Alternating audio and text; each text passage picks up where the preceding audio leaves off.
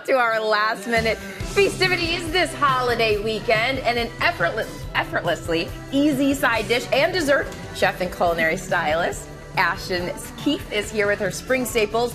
Dig into the recipes now by scanning the QR code on your screen. Welcome to you.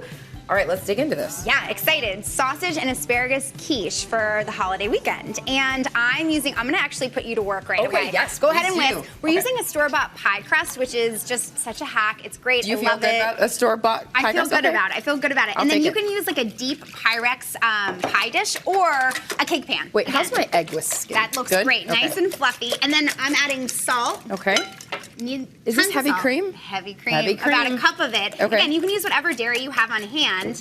And then... So why the heavy cream instead of like a milk? Because it tastes good. All right. It tastes good. You can use milk, you can use almond milk, you can use whatever you have. And then I've got my pie crust right in here, and I add sausage. So I just dump a pound of sausage.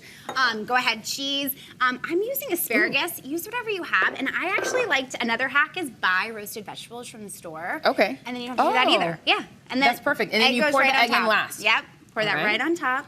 Ooh, that looks so good. That seems so way easier than I feel like it's super easy. Right? And then that bakes for about an hour in the oven, and you have this big, beautiful, like bistro-looking quiche, and then you can pair it with a little bit of a side salad, and it's healthy and delicious. Healthy. It's like dessert and breakfast together in one little We'll take that, and then when we only want dessert, we'll go ahead and make the cake. So you need something sweet, and my hack for this is I like to do a store-bought cake. So you can buy just a vanilla cake from your grocery store, or you can do a box cake, and then I do what's known as a crumb coat. So a really thin, I'll just like kind of show you, a really thin like icing layer.